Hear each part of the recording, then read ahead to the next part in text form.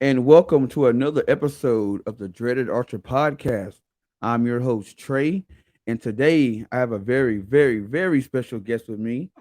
Is He's a hunter, he's an archer, and he is the inventor of the EZV bow sight, Mr. Aaron Lasco. How you doing today? Good, sir. Well, that just gave me goosebumps. I might be very special, but I'm certainly not very, very, very special. But Well, to thank you, me, Trey. to me, you are. Okay, Oh man, enough, so enough how with you? that. What's going on today, man? How are you? Oh man, I'm good. Just been a long day of work. Came home, slung a couple arrows in the backyard, and then I hopped on the podcast. Get ready to Get talk to some you. group therapy in, man. Group therapy Oh helps yeah, every day. No about a doubt it. That's for sure. oh yeah, better than alcohol.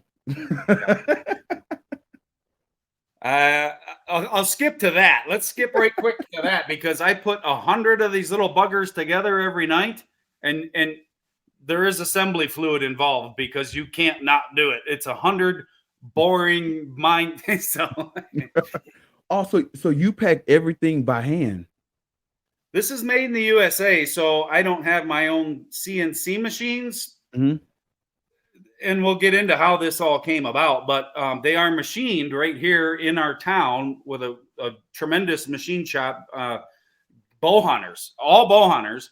And then I bring them back to our shop, which is just here on our residential property. I've got a machine shop here. I build all the prototypes, and then I take them and the engineering, we build tooling, and then we machine them just about 4 miles away. So then I bring them back here, and I should have one. They're shiny, like the brand new nickel, which sucks for the woods. So then I tumble them in a cement mixer with media, 60 at a time, to dullen them. So Okay. then I ship them off to anodizing. So then they make them black or camo, but they're not a shiny black. They're a Okay. flat black. Okay. And that's because I got to tumble them in between. And then they come back here, and as you can see me behind me, it's pretty small. We're mom and pop, but I hand assemble every single sight myself, and all the inserts, all the colors are here, and I got to grind the little molding nub off every single one before it goes in the package. So I'm always covered in colored pixie dust, EZV pixie dust, but and then I sign every packing list and off they go. It's mom and pop. She's upstairs counting any money that comes in, if any, and I'm down here building the stuff till the wee hours. So Hey, that's what it's all about. I've always said that mom and pops shops are the backbone of this country. You know what I'm saying? I don't. I'm well, not. I'm not big into chains or big factory companies. I like the mom and pops. we could do a whole podcast on that dynamic, and my wife would really love to join us there because I had an archery shop in Michigan in another lifetime, and that's where I met her. She had just broken up with a dude, and she wanted to jump into a bow and arrow for therapy, right? Right? And I stalked her until she would date me, and then I finally got her to marry me. And no, that's the truth. And it was 6 months after I met her that I married her. But we've been business partners ever since. And upper management, Mrs. EZB. So there's that's a whole different dynamic, right? I mean, work goes to the bedroom, bedroom comes to work, and it's all fun and games until you're married to your CEO and such. But anyways, we had an archery shop together for 21 years altogether, I guess, and it worked fantastic. I couldn't do what I do without her pulling it all together and paying the bills in the back room, and I'm an absolute financial disaster, but I'm a pretty smart dude. I was an automotive engineer in Detroit before that, and I've always been a stickler for math. But what's funny is this was not on purpose. This was a total accident. In fact, being an archery shop owner and watching some of my friends that own companies get their ideas stolen, patent infringement, fighting lawsuits. You work so freaking hard for this, and then someone just takes it. And I said, if anywhere in this whole industry, I mean, I've been to the ATA show long before it was the ATA show. I would never be a manufacturer. That's where I just didn't want to be. Right. And then we'll talk about this revelation I had.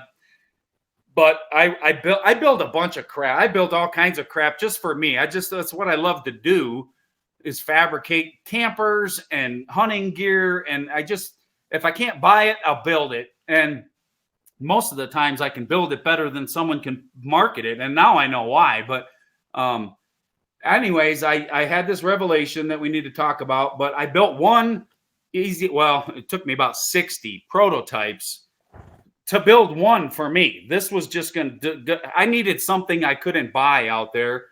And then of course once it worked, which took 5 months, I built one for my wife, my bow huntress. And then I built one for my cop buddy that lives a few doors down, and he loved it, and he started slaying shit. And then the whole police department wanted one, and we went, holy crap! Well, maybe we should put something on. So we sold everything. I mean, it's just her and I.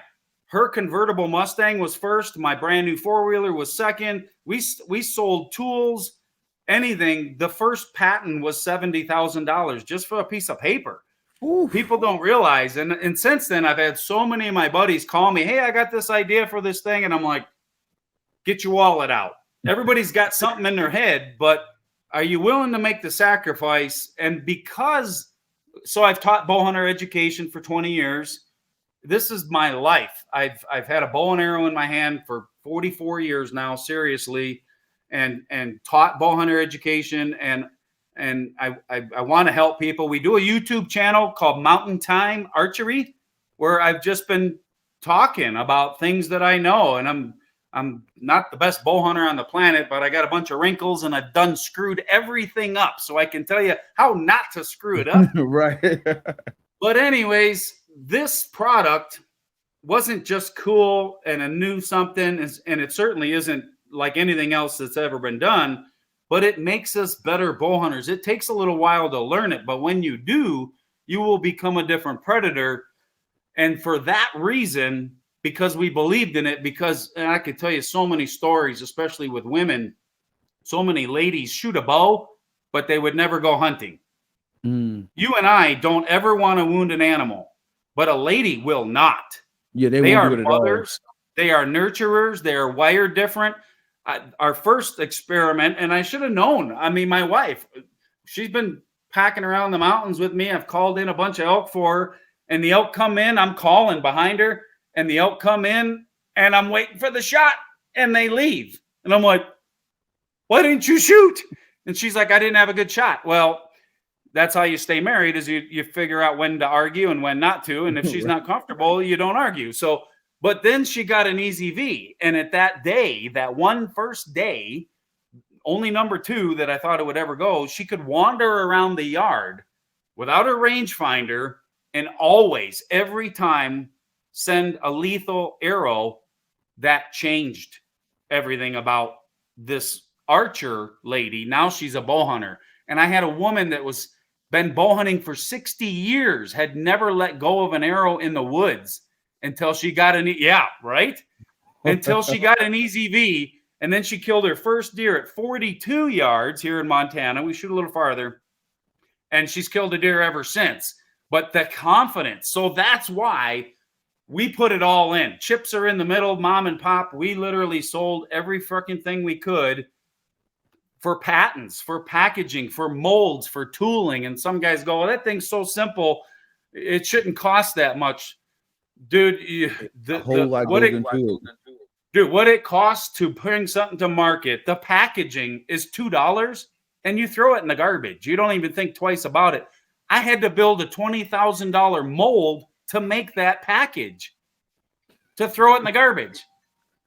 The stuff that you would not even believe. So anyways, that's we're just mom and pop. We do it all right here. And that's what we do. Why this came about is really the story. But I'll let you get a word in there. Oh yeah, that's all good. Like I'm a business major. Oh, I was a business major, and before, you take all those hard classes, you don't really know what goes into, what it takes to get a product on the market. You know what I mean? So most people think, oh, you come up with an idea, you get it designed, and then boom, it hits the market. But like you said, you came up with a 60 prototypes, and then you got to spend X amount of dollars to even get a patent done because you don't, of course, you don't want anybody to come behind you and take your idea because that happens way too much, in the business world. And it's just when I meet somebody like you who's put the time in, who's done the process and has an amazing product on the market. I mean, I got to give you applause, man, because it takes a lot, and I'm sure you lost a lot of nights of sleep trying to get this thing designed. Well, and so yeah, when you design a product and then you bring it to the guys that machine it, and I was a machinist, I was a machine builder for the automotive industry, but even with that insight, they go, okay, it's going to cost this much to make it like that, or we could do it like this. So even though you want to make it like this, it'll cost $400,000 to get started. So you have to build it so it can be made. So then, I mean, it's back and forth, back and forth. My prototypes are really ugly, but they were functional. And again, I never thought this would go to market, but also, now I went brain fart. Once you bring it out, there was something. Oh, so I mean, so we built 1,000 sites to start to see that's all the money we had, a patent and 1,000 sites. And it took a while. They laughed at it. I mean, oh God, I battled social media. It sounded too good to be true. It looked too simple. It's a Humvee. A Humvee doesn't have heated seats and power windows. I wanted to build something different. Right. It wasn't ever supposed to look like everything else out there. That's why I put my whole life savings into this. But in doing so, I drove Uber. Where I'm in Bozeman, Montana, college town, freaking drunk kid idiots. I didn't take a penny from this company for 3 years. So I would be all day on the phones, calling dealers, calling magazines, trying to get someone to try this. And then I'd go out at 8 o'clock at night and drive my pickup till 3 a.m, driving drunk kids all over town to pay the bills for 3 years. I mean, that's the sacrifice. I'm not patting myself on the back, but it is a sacrifice. Oh, This it had to is. hold. So we sold those 1,000 sites, and that gave us the money to build 1,500 sites. And then we sold those 1,500 sites, and that gave us money to build 2,000 sites. And now we've got thousands. But I mean, you got to keep folding it, and don't touch that egg. And yeah, it's I had almost a full head of hair when I started. Just kidding. It's been gone for a while, but I do have gray whiskers now. I can tell you that. You look at my first videos, and everyone's like, they look homemade. They are. They're in my freaking yard, right? But I look 10 years younger. It's been 7 years. I didn't have wrinkles when this started, dude. Wait a minute. What happened to your ponytail? Because I could have swore when you got on the camera, you had a ponytail. It's all gone, man. It's all gone. Wait, what's on the back of your head? I got a tassel. No, I got it. It's not connected anymore. I thought it was a ponytail. Like, oh, he got long hair. No, when you got a hairline like this, is really good for hunting. I shave it. It's not that like that, but it's really good for hunting. But you got to have a really good hat collection. Oh yeah, keep the sun off of you. Yeah, well, and guys they see pictures of me, and they're like, back east. I grew up in Michigan, but they're like, what's with the hat? I've been wearing hats like this since I was like 12. But when you're in the mountains, this is the most important piece of gear you have. You might spend the night in this hat. So we wear our hats out here as a form of, it's our shield from whatever's going to come down that mountain at any time. So anyways. Well, see, I'm originally from Texas, and if you talk to any one of my friends from back home, they'll say like Trey wore weird hats. But I don't know why, but ever since I was little, and I can't remember what it was from, but I used to wear, those trapper hats. Oh yeah. That was my thing. I wore it all summer long, all winter. I didn't care. I wanted a trapper hat. I had them in all different colors. I love trapper hats. Cool. That was my thing. I don't care. You're not gonna tell me anything. So and to this day, I still have a collection of trapper hats downstairs. I wear them all the time. I think a gentleman wears a hat myself, and you got to have the balls to wear the hat that you think you want to wear. Exactly. Everybody just puts on a ball cap and blends in. That was never me. I never wanted to blend Oh in no, unless I'm in the woods. exactly. So But when you go ahead. so when you came up with the Easy V and you were going and trying to get get like bow shops and places to bring it in, what kind of feedback did you get from them? Well, again, I owned a pro shop for 20 years, and a couple things happened that I understand that they don't know that I understand. Is one, if you buy deep with a company, like everybody in the store gets free sites or at least a super discount. So when you're getting half off your stuff, then you buy a $600 hog it or something, right? Something that, because you get so bells and whistles and lasers coming out. If you want fancy, you want to buy something fancy, right? Right, Nobody buys the little economical car. You buy something fancy, and mine is not fancy. So that alone is like, it doesn't look like what's on the shelf. So forget the math. And what I tried to build was a range finding bow sight, and I did that. What we learned blew my mind, and we're still learning about what the open picture does for so many other reasons. So a lot of guys just say, "Man, this thing is amazing," and I say, "No, your brain is amazing. I just figured out a way to get the crap out of the way so you could use your brain, which is awesome." And I didn't even see that coming. But anyways, for the pro shops, it's not a target site. It's not something you want to go to tack. In fact, I called it the world's first bow hunting site. That's a big, bold statement. I mean, guys have been hunting before I've been alive. I've been hunting with pins since the 70s. right, But so to say that, and this is a reason. So again, I've been teaching bow hunter education. I was an archery nerd. I mean, in every sense of the word. I would weigh my nocks, my inserts, my field points, and then match them all up so I had all even numbers, not just weighing your arrows. I mean, it would take me days to build a set of arrows so that they all weighed the same. We had a range. I was the vice president of our archery club. We had a range where we shot 100 yards. So I'd put fancy stabilizers on my bow. I'd put all this crap, back tension, hinge releases, so I could keep them in a playing card at 100 yards. And I'd still miss elk at 39 yards in the woods or 44 yards. I mean, it's not a miss by this. When you miss an elk, it's a miss by, and that just didn't make sense. As a math guy, I'm like, what the hell? All right. I'm a good archer, right, but this isn't working. And trying to carry those stabilizers in the woods and all that. So there's snipers in the military, and then there's infantry. The infantry kill a lot more of the enemy than snipers. Snipers shoot shit that stands still when they have time to hit it. right, Okay. That's what archery is all about. You go out to tack and you want to click, click, click something so you can hit it at 120 yards. Dude, that's super cool. That's archery. That is an enormous sport of archery. But that gear is not built for the woods.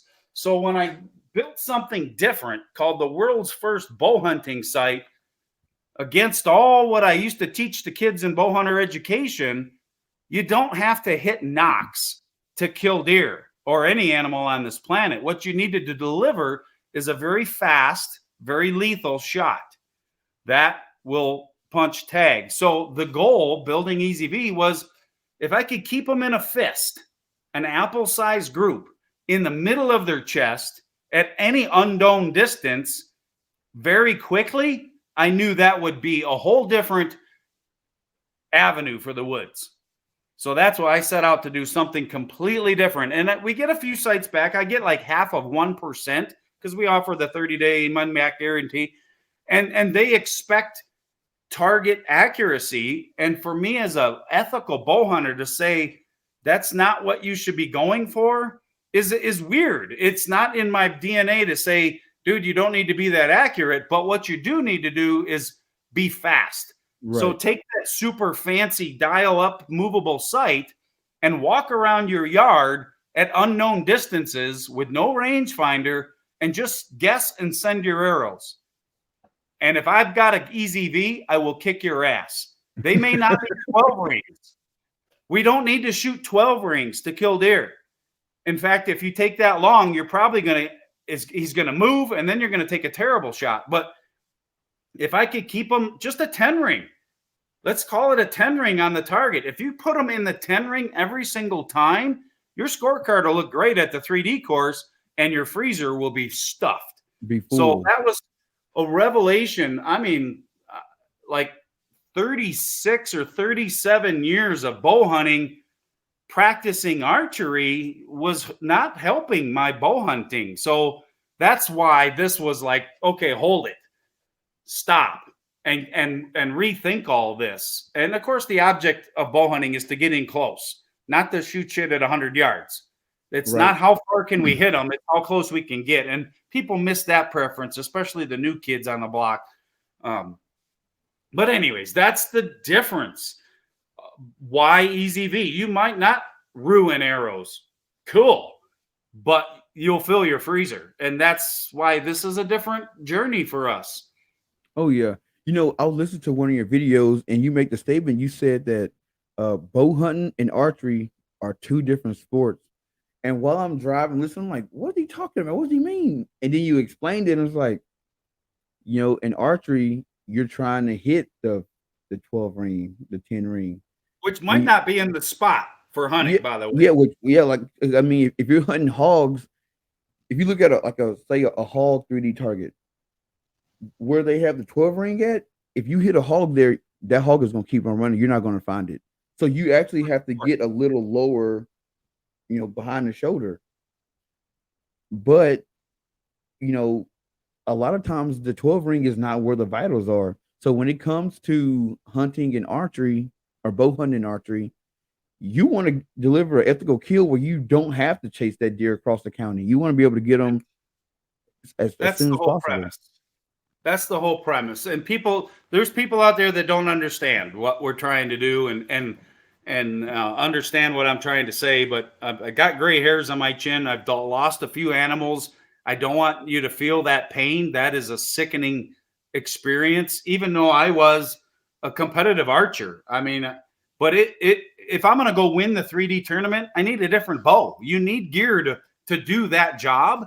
Just like I could give you a million differences. A target rifle is not what you're going to take to the woods hunting. That thing sits on a sandbag, right? These guys that shoot 1,000 yards and stuff. Oh yeah. It's different. That target bow, I had V-bars, I had a 26-inch stabilizer. Man, I could hit a dot a long ways away if I knew how far that dot was. That's not bow hunting. This, at least not that I've ever seen. I rattle in bucks. It happens fast. You work so hard all year for 1 or 2 seconds of a window, unless you're hunting a ranch and I haven't seen it yet. Your whole season is a chance or two. And I've done it. I've shot multiple pins. I've shot a single pin adjustable. You just don't have time to do all this crap. Or I should say about half the time. Half the time, they don't know what's up and you can do this, or he's standing right next to my 30-yard tree and you can memorize it. Dude, I've killed a pile of critters with the old stuff. Don't get me wrong, it works, but it didn't work a lot of the time.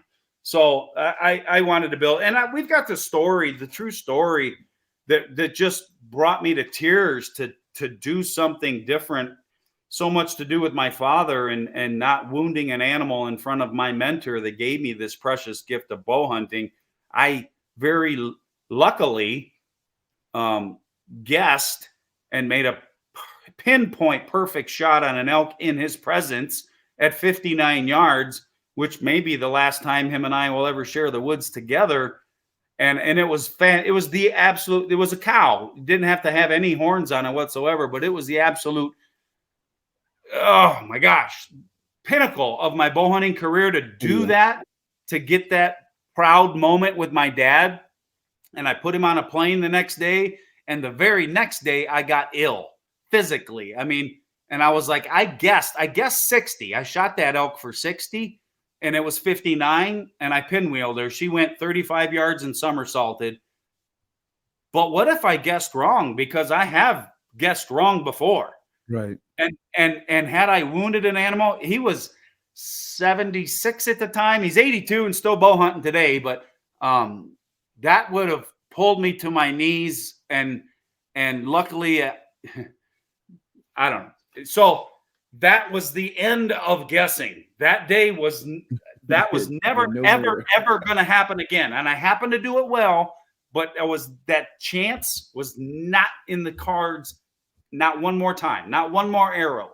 So for me, I built this for me, and then now we're just absolutely so proud to share it with the world. It is an amazing journey, but it's a tough journey to Oh do yeah. something. You know, I had a story. Last year I was in Colorado with one of my best friends, and we I had an elk tag. I think, yeah, he had elk tag as well. And we're walking through his Aspen Grove, and our whole thing was like, he's like, he's been elk hunting many times before. This was my first one. He goes, so the first elk that comes out, it's on you. I'm like, all right, cool. So walking through this Aspen Grove, and he's just cow calling. We stop, he cow call, and we just started walking. And at about 80 yards, this bull comes running in. I mean, he's coming in hot, and I think we hadn't seen the elk all day, and we kind of like froze up, like, oh, what do we do? What do we do? He's coming. So we kind of squat down behind this little bush. He comes in and he stops. And he's looking, and then he starts walking. And I was like, all right, I'm gonna cut up. He's walking behind these three trees. I was like, he gets to the third tree, I'm gonna get him. Well, I'm fumbling with my rangefinder trying to get it out, and by the time I look up, he's at the end of the tree. I go to range him. Okay, 36 yards. Already had an arrow knock. I go to full draw, and as I go to full draw, the wind changes, and he runs off. And to this day, I kid you not, Aaron, I still think about that shot. Like, if I had something that would have, well, I could just pull up, I boom, go, and like the rest of that trip, we talked about it. It was like, man, what if we could have something that you didn't have to range? It just basically eliminates rangefinders. And so we started like brainstorming all kind of stuff, like some kind of primitive style rangefinder where you don't have to use like magnified and all that. You can have it attached to your bow. And so I get back home, and I go to my buddy Will's house, and I'm telling him about the trip. And I was like, I wish we had something that we didn't have to range. He goes, dude, there is something. I'm like, what? He runs to his garage, brings up the Easy V. He brings that. I'm like, what is this? He goes, dude, you just line up the V and shoot, let it go. And I'm like, there's no way it works like that. Cause I'm thinking, I shoot a 5-pin sight. And I was like, you got to have the pins. He goes, nope, you line it up and go. So he goes in the garage and he pulls out the paper that comes with the Easy V, the target. He goes, go to my mailbox. I line it up. He goes, see, dead deer. To go to my neighbor's yard, lines it up. See, dead deer. He goes, you don't even need to range it. You don't even have to know the range. Just line up the vitals and go. And I'm like, okay. I was like, I don't know. Like, I guess my mind, I can't wrap my mind around it. How it works. He goes, you don't have to worry about how it works. It just works. Aaron, the guy that created it, he's done all the work for you. You just got to go do it. So like I'm switching over to the Easy V this elk season because I don't want to miss another elk. And I just know if I didn't have to fumble with that rangefinder, I would have got them. I'd have had meat in the freezer because I've never tasted elk. I'm going to tell you the same story, but about 3 years before this started, I got invited, one of my good buddies up in Alberta, to come moose hunting. Canada moose. Like, okay, right? I broke the speed limit to get up there. And it was a hunter host program, so I got to be right near him. So he's spotting them. He works for the Canola Council up there. He's actually my distributor now. His name's Doug up in Alberta. He's just helped us out amazing. But he knows all these farmers up there, so he gets permission. So we're bouncing and bouncing. First week of October, the moose are in the rut. And I have been around a lot of Shiras moose here in Montana. Canadian are another 50% larger, but I've never hunted them, right? So This is before Easy V. I had a single pin. I was a badass archer. And he's like, look over there. And I'm like, where? He's like, no, over there, over there. And barely we could see these huge palmated antlers on the edge of this cut. It had to be half a mile away, right? But he knows how to spot that shit. I don't. So but there's a river. It's a creek, 25 yards wide, but it's moving cold. So he's like, get as close to the creek bottom as you can, and I'll stay up here and I'll call him. So I, wrestle down. Well, there's only a few weeds at the very bottom. I'm trying to get as close as I can. And then I range the opposite bank, but I'm down in this ravine, right? And he's calling, and it takes like 45 minutes. And I'm like peeking, did he leave or whatever? And all of a sudden I see the tips, and it just takes him so long to just swagger over there. It's unbelievable. What a magical experience. And he comes in and my heart is pounding. And at that point I had a GeoVid, which is binocular and rangefinder combination. At that time, 10 years ago, it was like $2,500, really good, expensive piece of gear. And he walks in and he's looking at me and his eyeballs are like freaking coffee cans. And I'm hiding behind a weed. There's no way I'm picking this thing up and going to range him again, right? There's no way. He's staring me down, freaking Bullwinkle. So I draw back, and I knew the bank was 50. So I shot it for 60 and just scratched a hair on his belly, just went under. I couldn't even see the arrow, right? So he runs off. My buddy comes down to me, and I'm like, I think I hit him. He's like, no, I could see I was up higher. You just went under him. I'm like, no, I think So we had to take our clothes off and go across this freaking cold ass river in October just to make sure there wasn't a spot of blood anywhere. I was in disbelief that I missed a freaking moose, dude. I can't even put my hands in your. I know, huge, right? Never touched him. He's like 30 inches tall, and I never scratched him. Well, and then he adds, he's like, just so you know, just to put it in terms, he's like, that was like a 400-inch bull elk. That's the largest bull moose he has ever seen in his lifetime in Alberta. Oh, awesome. Thanks for that. Don't tell me that. Please don't tell me. Dude, I mean, hunt of a lifetime. Had I had the Easy V, maybe I would have been an inch low or an inch high. My freezer would still be full 10 years from now. I mean, yeah, it's just like that. You can be the best archer. I get it. You can not break your arrows every time. Go under those circumstances and let me show you something different, because this is hunting, and it's the toughest son of a bitch. We've got torture tests. I'm working on one now that you're gonna love. It's really cool. We're about to film it Thursday, I guess, but it's not fancy. It's not toolless. Things that have no tools have knobs that catch on shit. I broke everything. I've been done. I'm the tortured dude. I've screwed it all up. It's something that you can't screw up if you take a week or two to learn something different. And it is different. I get it. If it's not for you, send it back. But once you learn this, like instinctive, guys that can shoot instinctive, oh my God, they're deadly in the woods. Right. The woods and the 3D course are different environments, require different gear. Have you seen this model that I built? No, I have not.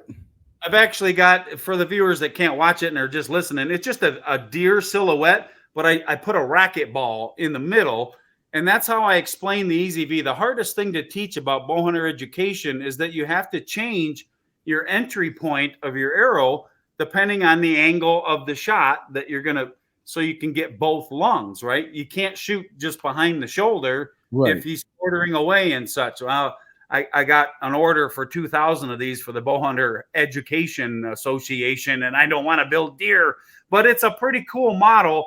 And this really tells the story that I try to explain, the ball of the vitals. We're just framing the entire rib cage. And it's not that we're just trying to get an arrow into the rib cage. It will center that mass. Whatever that mass is, that arrow goes in the center of that mass, which will be a double lung 15-second ethical expiration of that animal. And that's what this is all based on. So how did you come up with the design? So you said you drop your dad off at the airport. The next day, you get that pit in your stomach, and then you say you're driving in your truck and you're thinking about that hunt. And what if you would have guessed wrong? How did you come to the conclusion of the Easy V? Believe it or not, and at the time I was trying to help a pro shop. We had just moved down here from Kalispell, where our archery shop was. We moved down to the Bozeman area, so I was working for another archery shop, trying to get their pro shop going. So I was driving like an hour back and forth over the pass, over the mountain. So I had some thinking time in the car is the best, but that is the absolute only thought that was on my brain for 3 days. How would I do that? And it's not to knock on other guys' products, but there's been a lot of products out there that measured. You could stick them on your site and they had dots that you measure belly and back, vertical sizings, right? And Okay. I've done that. I've sold them in my store. They work. They work. It was okay. It was the best thing out there. But I knew it had faults. As mature, we get thicker this way as we mature. I'm gonna try to do this politically correct. Right. Our framework is the same, but mature animals differ vertically than younger animals. Let's just say that. Okay. Right. I don't have the abs that I had when I was 19. That's just so there was an error there. So I just all I was doing was driving and thinking for 3 days how I could put a known size. That's all. And I'm not a rifle guy. I wasn't in the military. It's my only regret in my whole life. But this has been out. I later learned 6 months after I applied for my patent, stadiometric ranging has been in the military since 1890. The Russians actually invented it.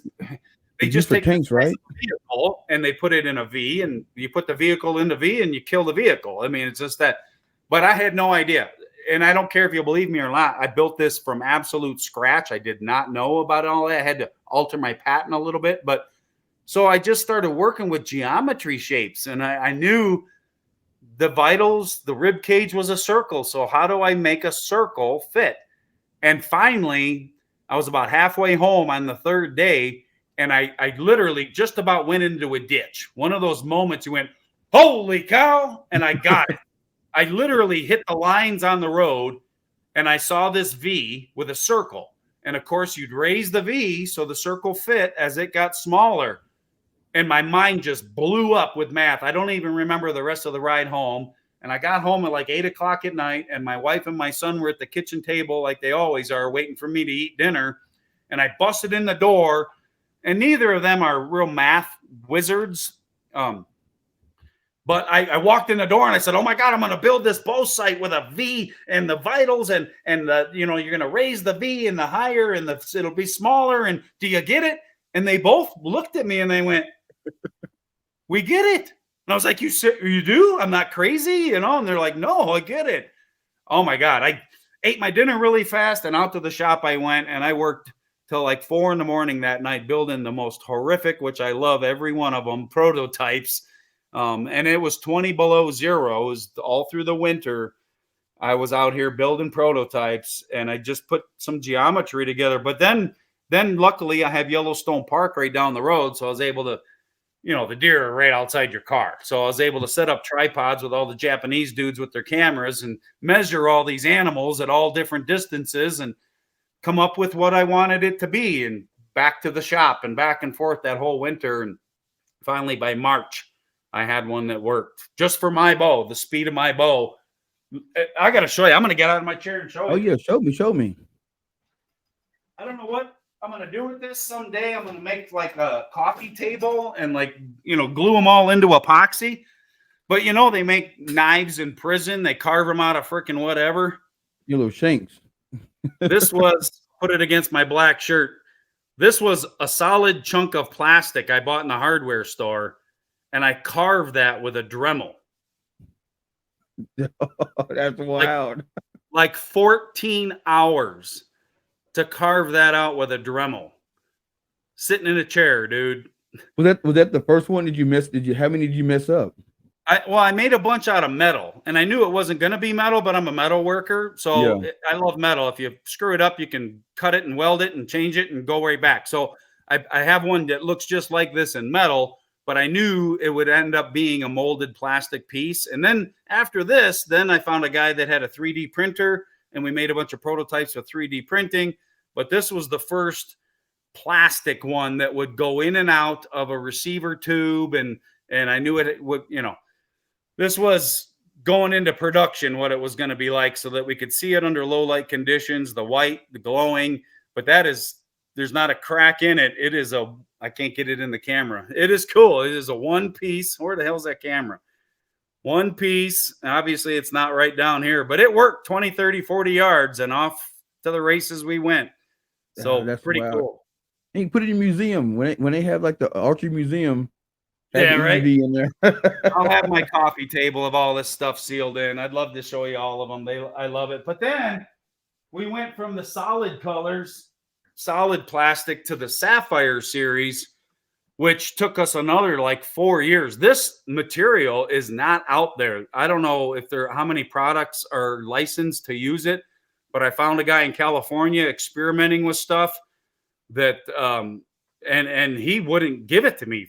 It took almost a year to convince him to send me a little bit to try to mold our product in it, because it's SAS, space age shit, but it glows like a fiber optic, and it is cool. We call it the Sapphire series, but that's why we call it an evolution or a revolution. We just learn and adapt, and now we're on version 7, which I tattooed against my white fishes.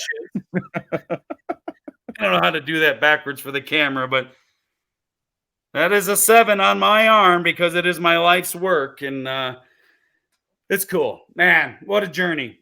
Just anybody that's got an idea out there, it is a road. It is a straight up freaking road, especially if it's different, but the view when you get up there is pretty rewarding. I have such a stack of emails that people have shared with me that it has saved them from target panic, ending their archery career, or bad vision issues. They just can't see anymore, so they're not going to hunt. The letters go on, and I'm just so proud. Oh yeah, it. I was talking to my brother, and he just started shooting his bow or shooting archery, and he goes, dude, it doesn't make sense that you would put the pin between you and the sight. I mean, in your target. And at the archery shop that I go to, the guy that was coaching me, he goes, "Don't look at your pin, look at the target." But it's behind the pin. Yeah, but trying to get my brain wrapped around it, and I developed terrible target panic. Like I would see the target and I would hit way off to the right or to the left. And I was like, what is going on? And eventually I got over it. But talking to my brother, like, dude, that makes sense. Like, why would you put something between you and the target? Because your eyes are going to focus on the closest thing to it. So you're going to follow it, and it just, yeah. Isn't that amazing? And that's the after that I did not see coming, and I should have. I've been a level 3 certified coach for years and years, coached so many people on target panic, read all the books, do what they tell me to teach. And it just doesn't go away because there is no other projectile, not a horseshoe, a hand grenade, a throwing a piece of paper in a garbage can, that we don't have our concentrated energy on the spot, whether it's a bowling pin. How would that work if you're supposed to throw horseshoes, but put this thing over the pin? Your mind is not happy. It's so frustrated. It's gonna happen. It makes no sense. We say in hunter education, pick a hair, aim small, miss small, but then cover it up. What? But we didn't know any different. I mean, right. Imagine if you were driving a car, and I don't know if you're old enough to remember hood ornaments, but we used to have these big hood ornaments on. If you were supposed to line up that hood ornament with a line on the road, you know what you would do with that car? It'd be zigzagging, zigzagging, zigzagging all day long. That's not how we drive a car. You look down the road and you center the vehicle doing 80 miles an hour, in between these two lines with no problem at all. It's just that easy. That's what's so easy about it. It's so easy that it's like it's scary. Yeah. They don't trust your brain. Well, you'd be amazed what your brain is capable of when you unleash it. So it's blown my mind. It's taught me so much, and now we got over 40,000 sites out there all over the world. Our Facebook group, Easy V Site Revolution, I'm in it. is just awesome. Worldwide, South Africa, Australia, New Zealand, just incredible. How much fun. So you must have like a really, really, really good background in math, because it seems like a lot of math goes into, building a bow site.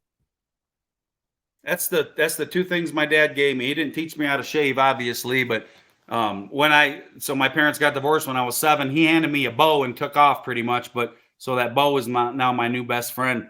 But every other weekend we visited them. We were in the outdoors. But when I got there, I sat. My grandpa was a machinist. His father before him, like they were all math guys in the family. But he sat me at the kitchen table. And I did my arithmetic, and then I'd hand it to him, and he'd grab a red marker and he'd circle the wrong ones, and he'd set my ass back down at the table. And I was not going to play till my math was perfect. So for some weird twisted reason, I got addicted to math because it's an absolute. There is an answer. It's not a guess. We can talk religion and all these hypothetical things, but math, A plus B equals C. And so I really love math, and I can see math in my head, and I can do some angles. And this thing's been cooking in the back of my brain. In fact, so much that I've had guys reach out for me in Facebook from my past engineering days. You finally did it. You were talking about a site with no pins. I was like, I was I drunk? I mean, this thing has been kind of cooking. Every time I sold a bow sight to a guy, I knew that bow model, what it was capable of, and I kind of knew what those pins were. So I could set those pins damn close and hand him the bow, and he may have to make little tweaks. I can just see the trajectory in my head, and it's disturbing. Math can be haunting, but yeah, my head's full of math. Yo, math kicked my butt in college. I hated every math class, and I was finally glad when I was done with it. I'm like, I'm never taking another math class ever again. And then I got into accounting, and it was like more math. I just love it. My wife can't stand it. She's seriously, but it's a terrific skill to have for so many reasons. I've cut trucks in half. I lengthened a pickup truck, and I had to know what that drive shaft length was going to be on an angle when it was done so that it could drive away from my buddy's. His dad came out. He's like, "What are you doing?" I said, "I'm cutting my truck in half to lengthen it." He's like, "Oh my God, this thing's going to sit here for a year." And I rolled the axle back. I welded that frame all back together, and my drive shaft fit perfectly. Just to figure, A squared plus B squared equals C squared, and I nailed it. Every time. So what are some of the hard questions that customers or potential customers ask you before they purchase EasyV? Well, the toughest and my fault, and I did a video at ATA about this, is they always see a picture, I should grab one, of a sight with an insert in it. And they think that can't possibly work because all bows are different. And what we should have been showing you was a picture of the set. What they don't understand, let me grab a couple behind me, is that these inserts are different for each speed. I didn't just build one. I built 14 sizes, knowing that everybody's arrow, everybody's combination, and they're just progressive trajectory curves. I'll try not to put in too many $20 words here, but you get a whole set. So this one might be for ladies, and that one might be for the guy because he's shooting higher poundage, faster bow.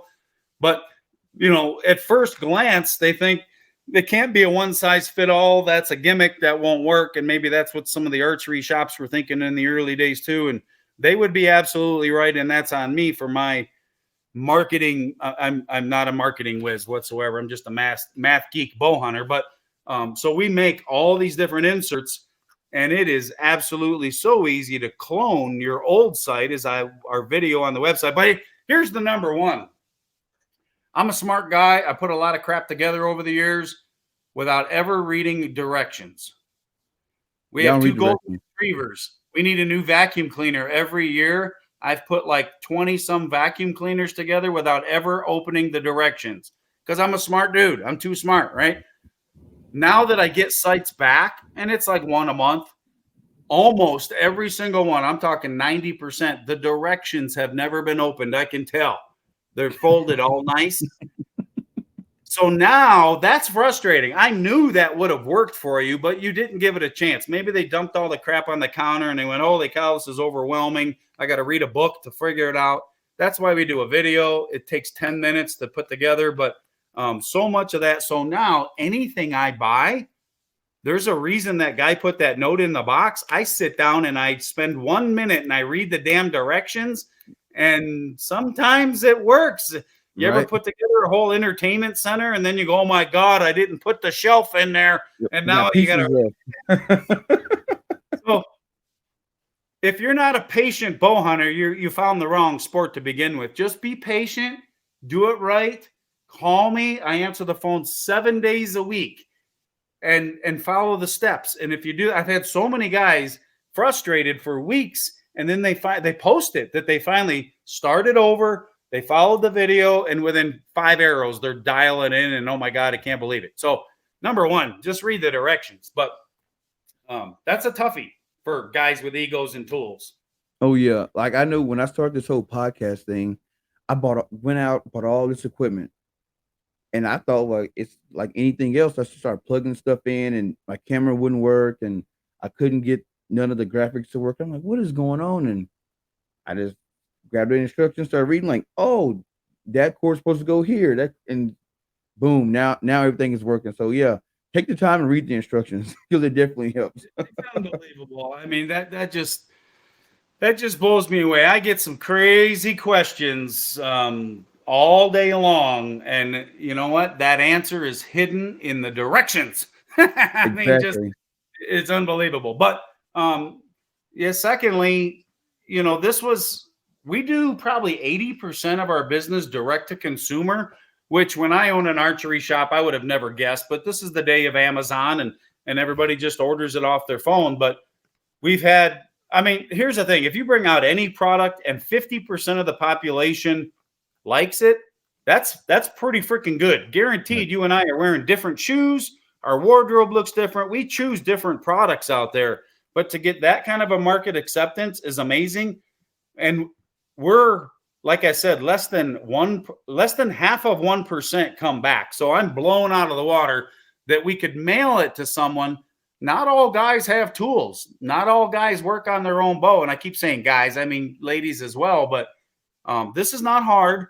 You do need to sell a set of Allen wrenches, but I was worried about that at first because I have a lot of different customers come into the archery shop that hand me their bow. I'm hitting to the right. Well, move your pin. Well, I don't know how to do that. They're accountants or whatever. They literally don't know righty tighty, lefty loosey. They don't work on stuff. But so to get a piece of equipment in the mail and to be able to install it and watch the video and to have that success is amazing. But it was definitely a worry for me, having run an archery shop for 20 years and dealing with lots of different people that some have mechanical abilities and some just don't. But yeah. You know, when I heard about the Easy V and I started doing my research on it, when I was in college, I read this book called The Innovator's Dilemma by Clayton Christensen, and he talks about different products that entered the market and they disrupted the market that they're in. And I was like, this is a market disruptor. I was like, the Easy V is a market disruptor because I can see how once they hit the market, how other archery company or bow site companies are like, this is going to mess the game up. Everybody's used to the 5-pin, 3-pin, single pin, and once I know I proved it. I was on Archery Talk pretty hard for the first 3 years. There was representatives from other companies knocking my stuff. I did it. It's crap. It's a gimmick. Starting. I mean, they do. There's actual, and some of them are just pro. We don't have a pro staff because I hate pro staff turns into assholes. So whatever they're getting for free is the best thing, and their job is to knock on everything else. That's terrible. But we got so much negativity shoveled on us right from the get-go because of competitive whatever. Yeah, maybe it is a good idea. And the only way to do that is to put him to sleep. I heard there was an electric car in the 60s and they killed that dude. He's out in the desert somewhere, you know? I mean, they don't like change. I always say that, and it applies for anything, but the only two things bow hunters hate is the way things are and change. Right. Well, it's weird because when you look at the archery industry, the technology has come so far. And it's like, what is the next thing? Like, it seems like whenever a new bow comes out, it's the same as the bow they released the previous year. Like, it's like the technology is kind of slowed down, and then the sights are pretty much all the same. And like I said, the Easy V is a disruptor because it's not like anything else on the market.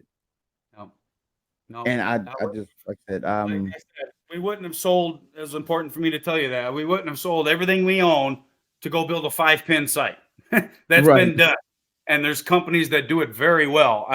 I'm a huge fan. Black Gold and Armortech and True Ball. There's some Spot Hog. They make tremendous shooting apparatus, but I broke them all, and that's awesome. You have a lifetime warranty. But for me, I'm 5 miles in up a mountain, and my camper is 55 miles from the first blacktop road. And from that road, it's 2 hours to an archery shop to buy another sight. So your lifetime warranty is the last thing I need in my backpack when I'm up on the freaking mountain. My hunt is over. I don't care that you're going to fix it next Tuesday. All right. I need it now. The elk are bugling now. Mm-hmm. I needed something that would not break. So, or catch on anything, or, dragging it up into a tree, you're going to bump a limb. I've done broke everything. So is it simple? Yes. It's the KISS, keep it simple, stupid Humvee. It is not fancy. It is not a Corvette. It is built for the woods like nothing else has ever been built. And we got 40,000 sights out there, and I've had 3 warranties. 2 of them fell out of a tree and bent. We sent them parts. The third one got kicked by a horse. Yep, that'll do it. So that's a pretty good record. I mean, they were still shootable. They were just bent a little bit. They just had to adjust it to get through the weekend, but I did not take them out of the game. That means everything to me. I don't care where you go on your lifetime hunt. If you take an Easy V to Africa or Antarctica, you're going to finish your hunt. You will not have a broken product. And the sight is the most fragile part of the bow. We carry it like it's a champagne glass through the woods. I've literally been walking through a creek and about to lose my balance. I'm going to get wet. I can throw my bow to the bank. I'm not worried about my sight. And it'll still be on when I go pick it. I don't need to shoot a practice shot. That's the difference. That's bow hunting gear. It's got to be sturdy, because I know when I was in Colorado, I was in some pretty sticky situations. I'm like, if I drop my bow and my sight breaks, I'm screwed. And so you're trying to be very, like you said, walking through the wood with a champagne glass. Yep. I mean, I want to tie it to my backpack and climb and not worry about what's happening. Or, you jump in your vehicle with your buddy and everyone's putting their stuff in the back seat. How you're always so careful with your stuff it's because not the Easy V. You might scratch your bow, or it won't be your sight that goes bad. I'll promise you that. Right. So everything is different. It's not just the V and the mathematics. This is a totally different approach. It takes a different. I'm a huge fan of Elon Musk. Say what you want about him, but I love him. What's fascinating, I saw one interview with him that just changed everything. He hires engineers. He says our engineers today are trained to answer the professor's question instead of questioning the question. And that goes so much through so many products. Whatever the boss tells them to design, they just spit shit out. You can do it. You can build a math problem. You can build it like everyone else. You can make a brighter pin, for crying out loud. But wait a minute. Are we going in the right direction? Are we putting all our energy in the right? Let's back up and question the question. And for me, my target gear was not helping me be a better bow hunter. So I built a bow hunting site, and our freezers are full. And that's all that matters. When you got a full freezer and you can feed your family and friends, that don't nothing beat it. Especially in this day, man. It's $10 a pound for beef or more right now. So Yep. we even lowered our prices. I should tell you that. So, man, this last year we had to buy 3 times the material that we needed to get a place in line, to get aluminum, to get raw goods, and they cost double. The first load was 77% increase on our aluminum prices. Now we're at like 112% increase. So it literally costs us twice to make what we made last year here in the USA. And we didn't increase our price. In fact, we had a Father's Day sale and we just kept it there. We're going to try to run it there for the rest of this season. I hope so. We want to make something that's freaking affordable out there, especially when it can equate to food for your family. So we got a Exactly. super special going, and it is the most affordable site out there. And I guarantee you the most affordable, made in America, not just packaged in America. It doesn't come on a crate and we package it in America and put a flag on it. This is made right here in Montana. With your bare hands. You always hear companies say like, "Oh, we would love to make our products in America, but it costs too much." Like, have you managed to do that? To get over that hump. Don't do all the other stuff. And we could have been 5 years ahead if I hired fancy shooters, sponsored hunting shows, dump all that money in advertising. I've not spent $1,000 in advertising since this began. I just don't. I didn't have it. I was driving Uber for one, so I didn't have it to spend. But all that money, those consumers are paying all that money, right? I think Michael Jordan can play basketball in Adidas. I'm just saying. I bet he can. And I can't play basketball like him if I'm wearing Nikes. I don't know. Maybe it's just the way, but that his salary is in the price of that shoe. So Yeah. yes, I got a quote. This guy, a friend of mine does that. I met him at the ATA show. He's like, let me just quote it and you'll be shocked. They can make my product packaged, delivered to me. All I got to do is put it in a different box and ship it out for $11. Dang. Landed. Dude, landed from China, $11 for this site. So then you sell it for $150. Well, you have $140 per site profit to sponsor freaking all these hunting shows and all this advertising and all this crap. And that's why we won't do that. I will not do that. I just won't. I just won't. So it costs us 10 times that almost to make our site here in Montana. And that's the way it's going to be. So we don't sponsor hunting shows. Nobody gets paid to shoot an EZV. Nobody. And you're not going to pay for someone else to shoot an EZV. Right. I want you to be able to shoot an EZV. Nor do I want to have to charge $200 for my site so that I can pay someone else to hunt with an EZV on TV, So there's quite a few shows that we try to help. We understand it costs a lot to run a hunting show. We're kind of dabbling in our own. I've never sent a check to anybody, but I've sent 3 sites to this guy and 2 sites to that guy. If they got a tremendous social media presence, we've sent some sites, but we're just not going to do that. And that's a big hurdle. It is unbelievable the difference. Oh yeah. I mean, when I first got into hunting, I did like what any new person to I guess a sport would do.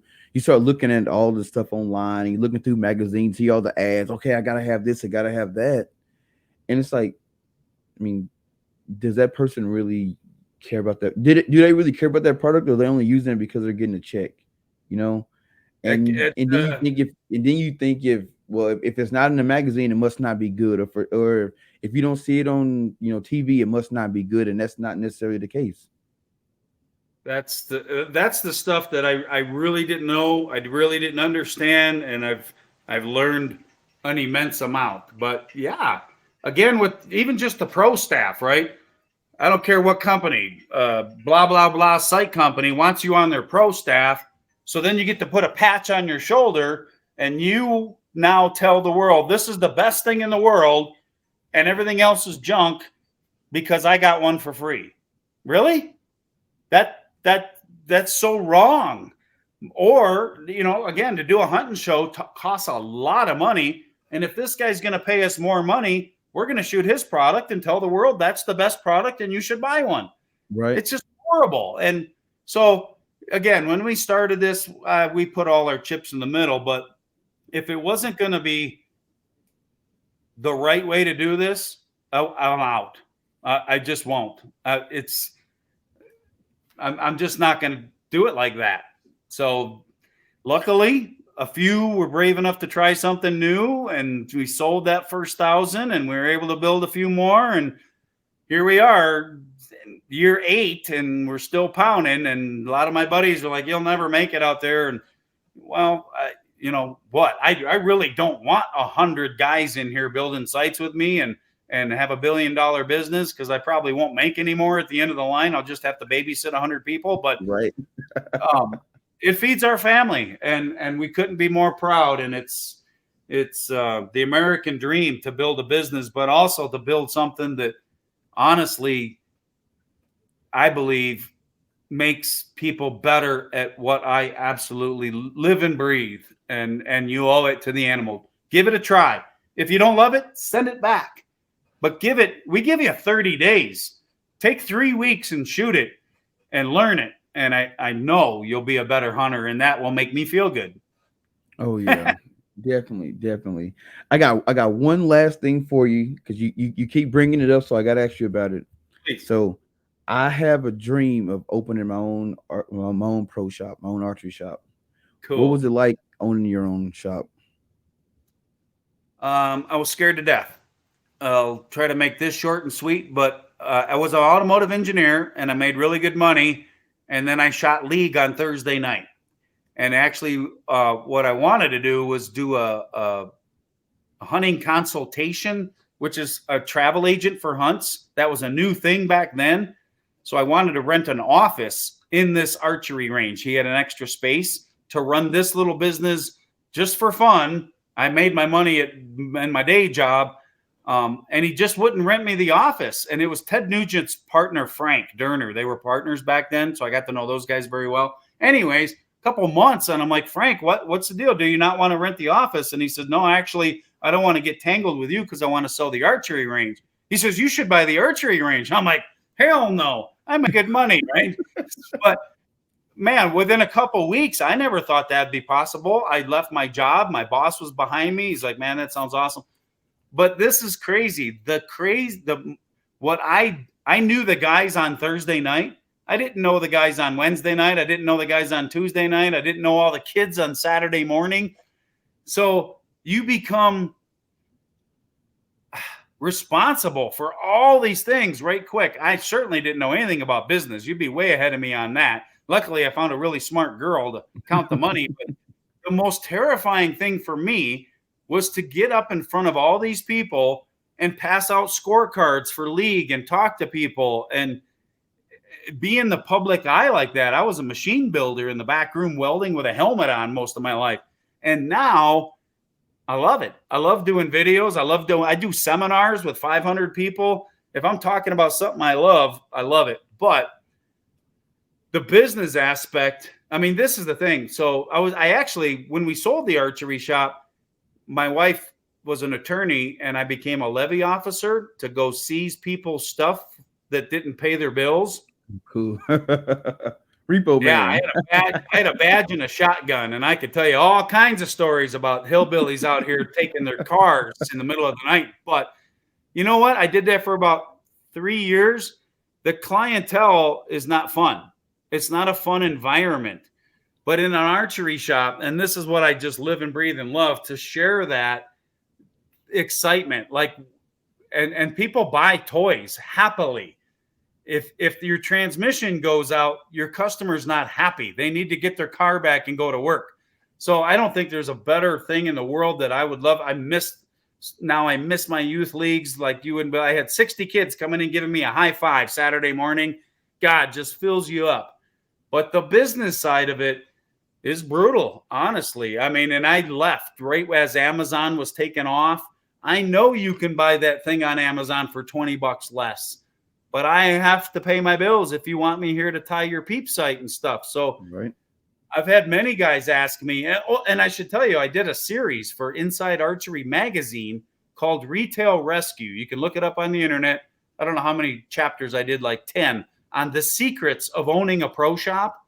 So any pro shop listeners out there, I know it's 10 years old, but most of it still applies. How to build revenue, because you can go online and learn how to tie your own peep sight, how to do anything and everything. So your education isn't as valuable as it used to be. It's free out there. So, and you can't charge what you need to for your products. So I honestly, I don't want to give you rainbows and bullshit. I don't know how a pro shop is going to survive anymore. I just really don't. The age of education is on YouTube, and I'm a part of it. I'm sharing what I love too, because I want you to do better out there. But it's a tough gig. It is. I mean, I don't call the washing machine repairman anymore. I look it up on YouTube, and I can buy a part off Amazon, and I can fix this stuff. I have tools. Yep. So that guy's in trouble too. I mean, I don't know. I don't want to. I'm not going to give you fairy dust and pixie dust. I don't know. That's tough. Oh yeah, I'm right in that boat with you. Anytime anything breaks around here, get on YouTube, look it up, boom. Like my garbage disposal went out. I don't know anything about putting a garbage disposal in, but I found a guy on YouTube. I had the exact same garbage disposal I bought at Lowe's. Put it in, worked like a charm.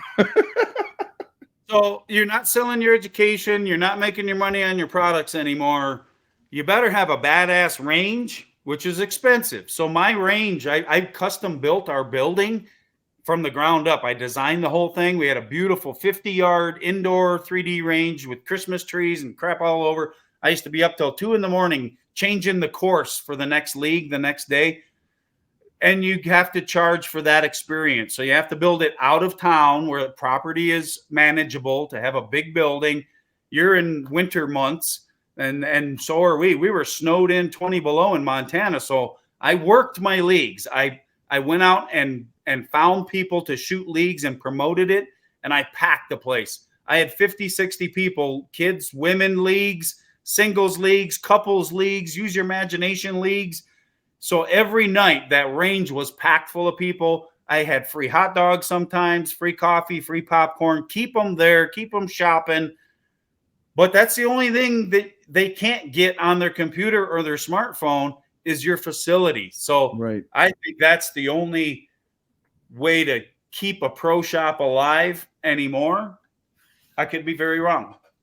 Hey, I know that's the only reason I go to the pro shop is to conversate with other archers and just hang around. That's about it. Just be around it. Other than that, I can get everything else online. You're a freeloader. You're not paying his bills, and you're not helping him whatsoever. You damn mooch. Well, no, I volunteer sometime for classes. You know what I'm saying, though? Yeah, I mean, I can buy field points at Sportsman's Warehouse way cheaper. They buy them by the truckload, and people don't realize that. And so if you don't support your pro shops, they're not going to be there. They are dropping fast, and especially in, oh my God, these last 3 years have been brutal, which is an interesting point because the sporting industry is exploding, but COVID and restrictions and shutdowns, dude, if I was shut down I look back now, if I was shut down for a month, it would take me 5 years to make up that month. Oh, man. I mean, I can't believe your margins. If I made 10% profit, we were doing really good back then. Your restaurants, all these little mom and pop businesses, they're stressed. Oh yeah. If they're ever shut down for a month, they need your support for years to catch back up, if it's even possible. But the archery industry, super, super tricky. And I hate that we sell direct, but we got to survive too. If I've been waiting Exactly. for the pro shops, I would have been long giving this up. All of our life savings would have been gone. So I apologize, but I hate that. But we don't, well, I shouldn't say that. We are on sale right now. I just said that. Well, I was going to say we'll never undersell the pro shops. We don't give big military discounts and go around the pro shops. We want you to have it. We want you to survive, but you got to support us back too. And now I see it through a little different eyes. When I was a pro shop owner, holy cow, I was a prick. I really talking to other companies. Like I sell 1 million rip cords a year. If you want to be the rest that I sell, you better take me out to dinner. You better give us all free ones. And that shit happens. That's how that works. I mean, just like any business, you take the whole group out golfing and buying bourbons. Well, now they're going to sell your products instead. Right. Now I get it. Now I'm on the other side of the table and I get it. And I can't buy you a steak dinner. We're trying to buy our own steaks here, but Oh yeah. you know, we offer a really good product from a mom and pop company built in the USA with a money back guarantee, and that's as good as I got. Yeah, you can't beat it. Like I know the pro shop I go to, they have a sign that says like, "Hey, you can get it cheaper at the big box store, but hey, this pays our bills." And like, when I first started, I had a hard time. Like, I would see a site that I wanted online, and it'd be at 250, and I go into the shop and it's like 280, 300. I was like, ah. But once I started building a relationship with them, with Deb and Kim, I'm fine with paying that because I know that it's helping them out, and you know, and they're competing with the big box guys. You. They're not gouging you. Now I have been in shops where it's like double, walk out. Like you're not taking advantage of me. However, again, we were the largest pro shop in Montana, which yes, we have electricity out here. We don't ride horses to work. It was pretty big. I was in the top 10 of the Matthews dealers, right? Like they took us out to dinners when we went to the show because we were a big shop, volume shop. So that being said, I got the best prices that a pro shop. It's not about what you sell it for. It's all about what you buy it for. And again, like not picking names, but TrueGlow. They're I think the largest sight company on the planet. They sell more sights. If I buy $10,000 in TrueGlow, I get 12% off. And if I buy $15,000 worth, I get 17% off. So to survive, you invest in one company or two companies and you buy deep instead of wide. That's why they don't have a huge selection, because they're trying to get those discounts, right? So that they can make 30% margins, which is nothing. But when you went to the big box store or Amazon, they buy 1 million, they get a way different price than the pro shop's getting. So the pro shop's making $50, the warehouse is making 100 and selling it to you for less. So it's not like, yeah, God, I just don't want to give charity to these guys. I know we're all cutting corners now, but understand they're not making much at all. They're in fact, I used to, my bow cases, it's an interesting story. There used to be two big companies that sold hard plastic bow cases, Doskassil and Plano, out of Plano, Texas. Yeah. And I would play games with one or the other at the ATA show, who would give me the best deal on freight. It was all about the shipping because they're big and they're full of sailboat fuel. Right. You want to buy these bow cases. So anyways, well, Plano bought Doskassil. So now you can't play games. There's only one. And he tells you there's no more free freight. So you're screwed. So the hard bow case that everybody has. Yep, I got a Plano. Yeah, right. Everybody's got one. I want to sell that case for $50. My cost on the case was $42 plus $10 shipping. Whoa. I got 52 into it. How do I sell it for 50? Well, I figured out how. I used to go down to Walmart's and buy them there. For $29, I'm not kidding you. $29.99. Walmarts can sell them.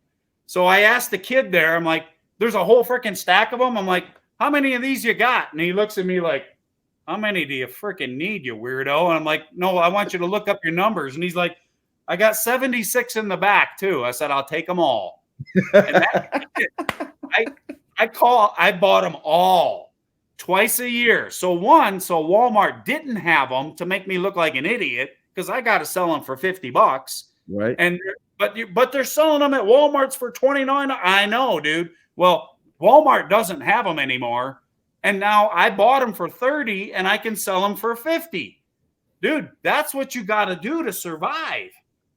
Crazy. That's a wild story. I had bow cases. We filled our whole house full of bow cases. I had nowhere to store them, but Walmart's didn't have them, and I could make $20 on a bow case. And they got to come to you. Bluetooth disconnected. Oh. That's how you got to do it. I'm going to lose you, brother. Huh? I think we're going to lose you. You losing me? I think we're almost out of our time here.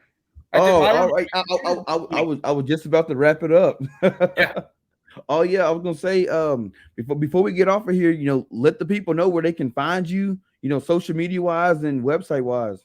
Good idea. So easyvsight.com is our product. EasyVsight Revolution is our Facebook group. Love to chit chat with you. And then I'm just doing fun bow hunting education videos.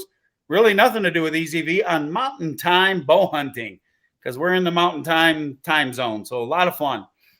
Oh, definitely. I'll definitely tag you in the description of the video and drive people to your site. Anything archery, man. Just give me a buzz. I love talking it. Oh, yes, sir. Well, Aaron, I really appreciate you taking time out of your day to sit and talk to me and my guest. And I look forward to talking to you again. Trey, keep me posted, Trey. And good hunting in the woods, my friend. Be safe and just enjoy it. Have fun. Oh, yes, sir. Thank you. Thanks, my friend. Later.